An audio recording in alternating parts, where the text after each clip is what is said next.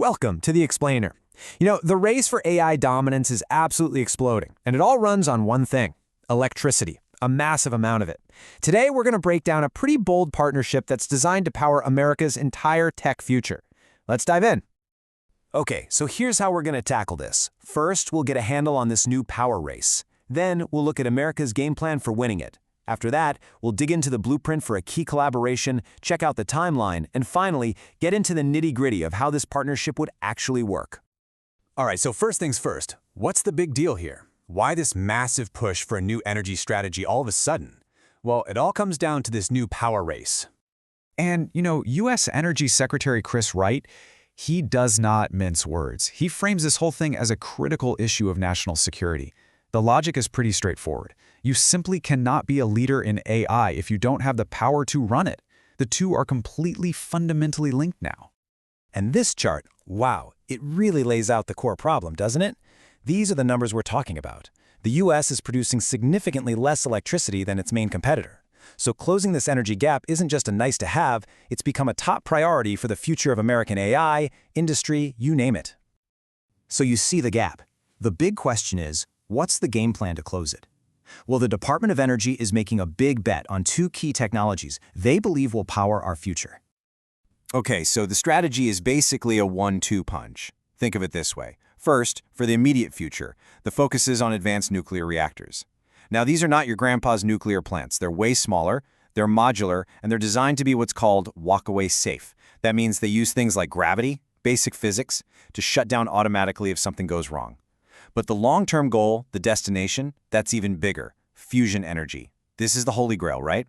We're talking about literally creating the power of the sun on Earth. Limitless, clean energy. But look, having a grand strategy is one thing. How do you actually make it happen? How do you take these incredible ideas and turn them into real, concrete action on the ground? And that is where this specific proposal comes into the picture. It's a blueprint for a collaboration between the United Universe Church Galaxy Academy, we'll call it UUCGA, and the Department of Energy.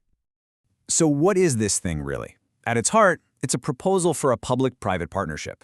The idea is that UCGA brings private funding and its global network to the table to help speed up the Department of Energy's most important energy projects. You're basically trying to combine the scale of the government with the speed and agility of the private sector.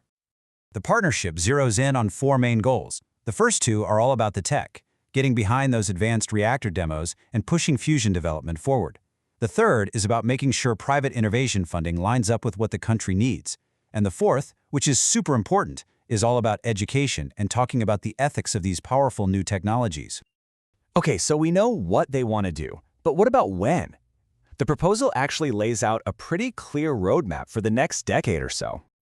Check out this timeline. It's broken into 4 phases. Phase 1 in 2026 is basically the kickoff, getting things started and picking the right projects. Then, from 2026 to 2028, Phase 2 is all about building those nuclear prototypes.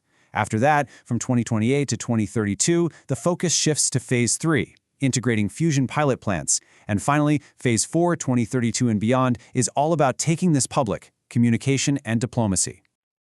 All right, now for the part you've probably been waiting for. Let's get into the nitty-gritty. We're talking money, risks, and who's supposed to do what. So, for that first big push on advanced nuclear projects, the proposal suggests a co-funding range of about $25 to $40 million.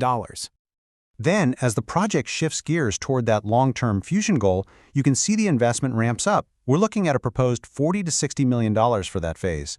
And I think this is really crucial. They're not just focused on the hardware.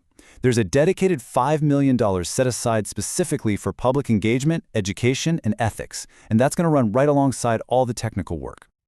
Now, obviously, a project this huge has risks. You can't just ignore that.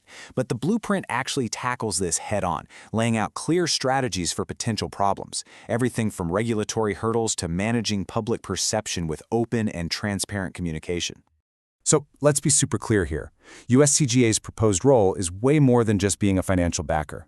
They're positioning themselves as a strategic partner, someone who can help bridge that gap between the technology and the ethical questions, and connect what's happening nationally with a global perspective. So when you boil it all down, what's the end game? It's really about creating a successful model, a blueprint that shows how these public-private partnerships and work to build a foundation for America's future in AI and everything that comes with it. So what we're looking at is this fascinating blend of government strategy and private sector innovation, all aimed at solving one of the biggest challenges of our time. It is an incredibly ambitious plan, which leaves us with a pretty big question to think about. Is this the kind of blueprint that will actually power America's future?